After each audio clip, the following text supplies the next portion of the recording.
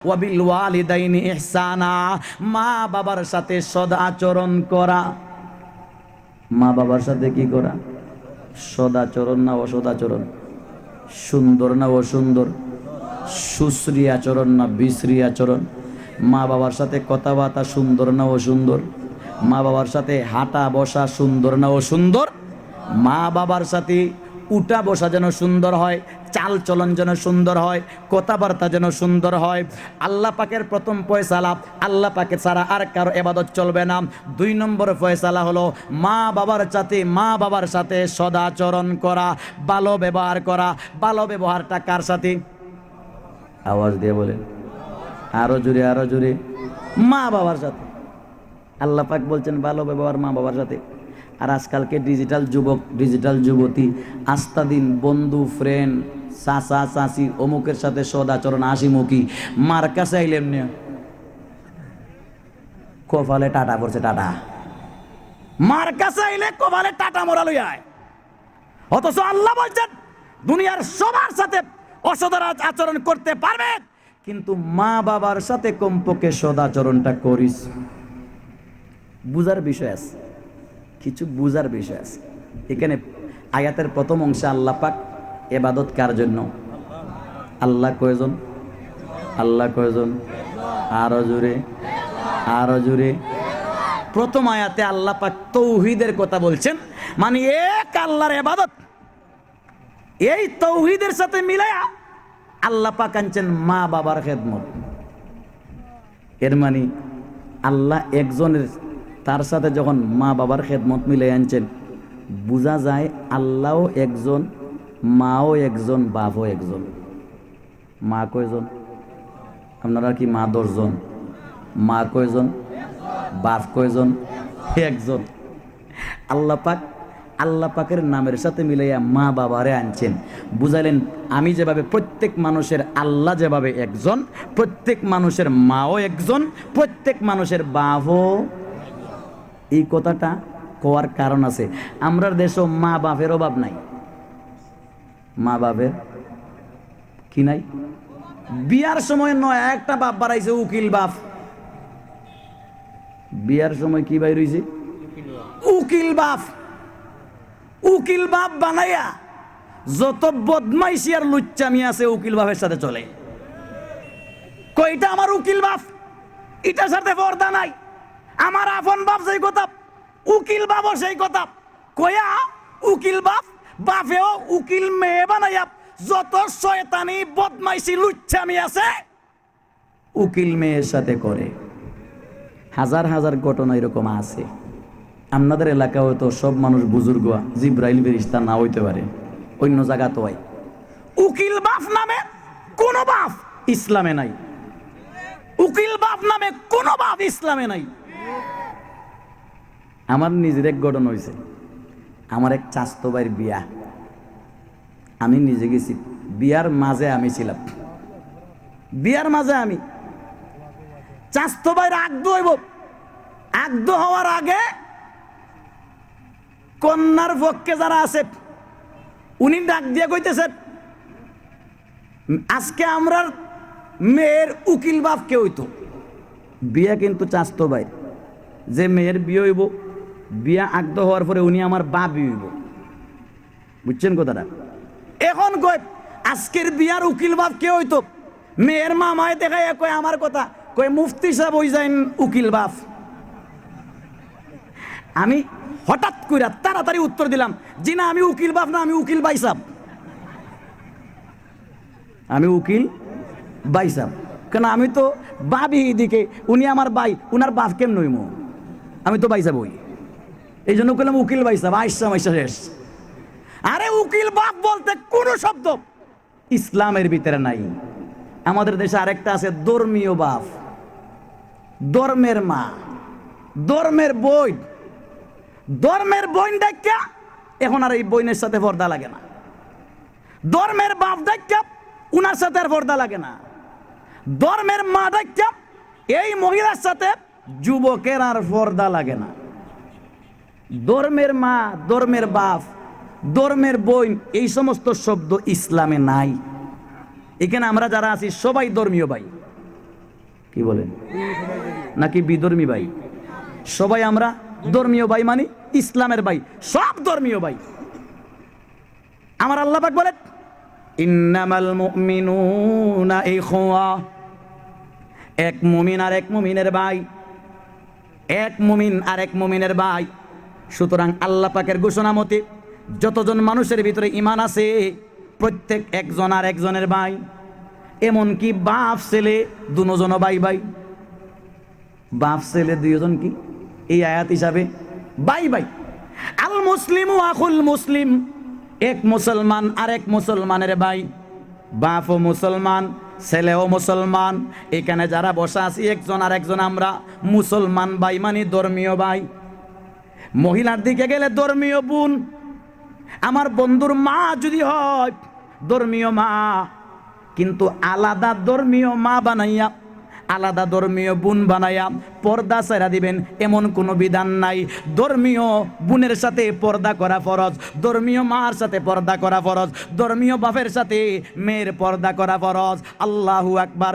এই জন্য আল্লাহ পাক এই জায়গার মধ্যে ওয়াকাযা রাব্বুকা আল্লা তা'বুদু ইল্লা ইয়া ওয়া বিল ওয়ালিদাইনি ইহসানা। আল্লাহ পাকের একত্ববাদের ফয়সালা, ইবাদত করলে একমাত্র আল্লাহর, এক আল্লাহর ইবাদতের সাথে মিলায়া আল্লাহ পাক মা বাবার খেদমতটা আনছেন, মা বাবার কথাটা আনছেন, বুঝাইয়া দিলেন প্রত্যেক মানুষের আল্লাহ আমি একজন, প্রত্যেক মানুষের বাপ হয়ে একজন, প্রত্যেক মানুষের মা হয়ে একজন। মা দুইজন হতে পারে না, বাপ দুইজন হতে পারে না, মা ও একজন বাপ একজন। যেই মায়ের সাথে ছেলের মেয়ের পর্দা লাগে না, যেই মায়ের সাথে ছেলের পর্দা লাগে না, যেই বাপের সাথে মেয়ের পর্দা লাগে না, এরকম মা বাপ কয়জন? আওয়াজ দেবেন, আওয়াজ দিয়া।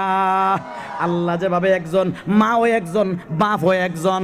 আমাদের দেশের মধ্যে উকিল বাপ উকিল মা এরকম আছে ধর্মীয় বোন, আবার আছে মাজারের ফিসাবের উনিও বলে বাপ, যার কাছে মুড়ি দিয়েছে উনি আমার বাপ, এবার উনি যা ইচ্ছা তা করুক। এইটাও ঠিক না। এই আয়াতে এইটাও বুঝায় যে আমি যার কাছে মুড়ি দিলাম উনি আমার বাপ হতে পারেন না, উনি আমার বাপ না। হ্যাঁ, আমি রুহানি বাপ মানতে পারি, তবে এই বাপের সাথে পর্দা করা ফরজ। এই বাপের সাথে, মুর্শিদের সাথেও পর্দা করা ফরজ। আল্লাহ পাক ওয়াকাদা রাব্বুকা আল্লা তা'বুদু ইল্লা ইয়া ওয়া বিল ওয়ালিদাইনি ইহসানা।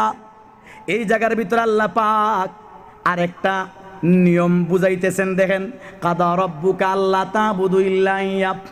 এই জায়গার মধ্যে প্রথম আনছেন আল্লাহর তাওহীদের কথা, একত্ববাদের কথা, এরপরে আনছেন মা বাবার খেদমতের কথা। অথচ তাকাইয়া দেখেন হাদিসের মধ্যে অন্য আয়াতে দেখেন আমরা ইসলামের বেনা ভিত্তি কয়টা? ইসলামের ভিত্তি কয়টা? আওয়াজ দিয়ে বলেন। বুখারী শরীফের আয়াত, বুনিয়াল ইসলামু আলা খামসিন শাহাদাতি আল্লাহ ইলাহা ইল্লাল্লাহ। বুনিয়াল ইসলামু আলা খামসিন শাহাদাতি আল্লাহ ইলাহা ইল্লাল্লাহ। প্রথমটা হলো তাওহীদ, লা ইলাহা ইল্লাল্লাহ, ওয়া ইকামিস সালাত, 2 নম্বর নামাজ, ওয়া ইতাইজ যাকাত, 3 নম্বর যাকাত, ওয়াল হজ, 4 নম্বর হলো হজ করা, ওয়া সাওমি রমাদান, 5 নম্বর হলো রমাদানের রোজা। বুখারী শরীফের riwayতের মধ্যে আছে প্রথম হলো একত্ববাদ তাওহীদ, তারপরে নামাজ, তারপরে হজ, তারপরে যাকাত, তারপরে হজ, তারপরে রোজা। তাহলে ইসলামের ভিত্তি 5টা। আল্লাহ পাক এই জায়গার মধ্যে ইসলামের ভিত্তি 5টার মাঝে একটার কথা আনছেন। কয়টার কথা? একটা কি? লা তা'বুদু ইল্লা ইয়া, আল্লাহ একজন। কালেমার কথা আনলেন, লা তা'বুদু কইয়া। এরপরে 2 নম্বরে হাদিসে আছে নামাজ, ইকামতিস সালাহ, নামাজের কথা। এখানে 2 নম্বরে ইকামতে সালাহ, নামাজের কথা নাই। 3 নম্বরে হজ নাই, রোজা নাই, যাকাত নাই। আল্লাহ পাক খালি তাওহীদের কথা কইলেন, নামাজ রোজা হজ সব বাদ দিয়ে দিয়েছেন। বুঝার ব্যাপার সেবার আছে না? আয়াত যখন বিষয় দিয়েছেন, আয়াতেরও তো কিছু কথা বুঝারও দরকার আছে।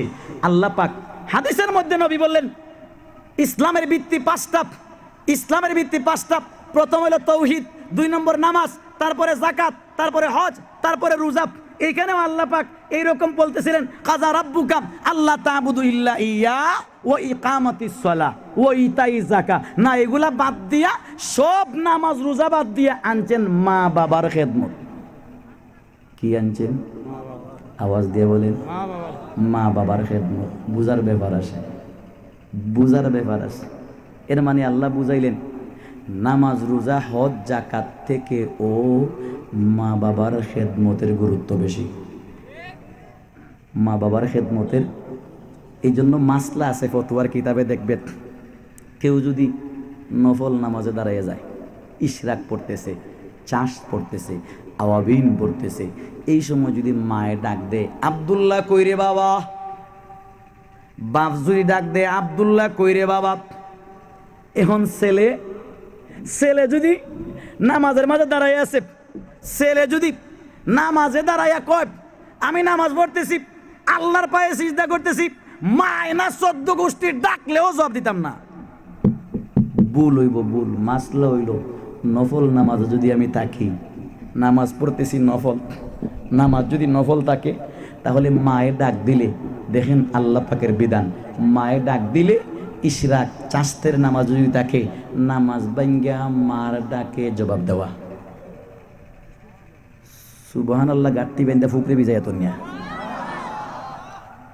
নামাজের ভিতরে আছে আল্লাহ পাকের কুদরতি কদমে সিজদা করে ইশরাক চাষ আওয়াবিনের নামাজ পড়তেছে।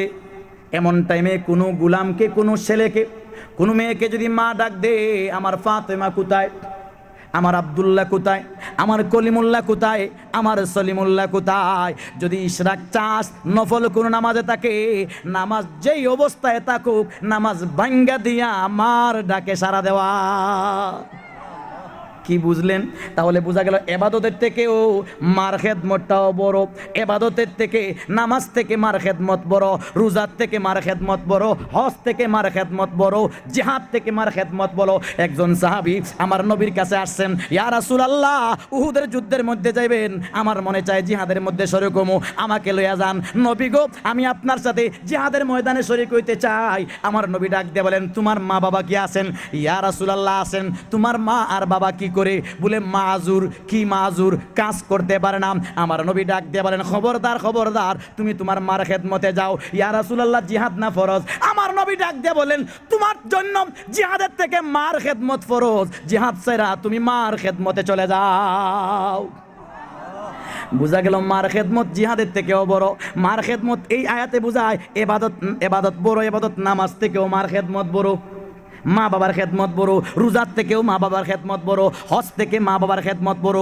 এই জন্য আল্লাহ পাক এই জায়গার ভিতরে প্রথমে তাওহীদের কথা আনছেন, এরপরে বাকি 4টা ইবাদতের কথা বাদ দিয়া মা বাবার খেদমতের কথা না বুঝাইলেন। বাকি সব রাখা প্রথমে মা বাবার খেদমত করা ফরজ।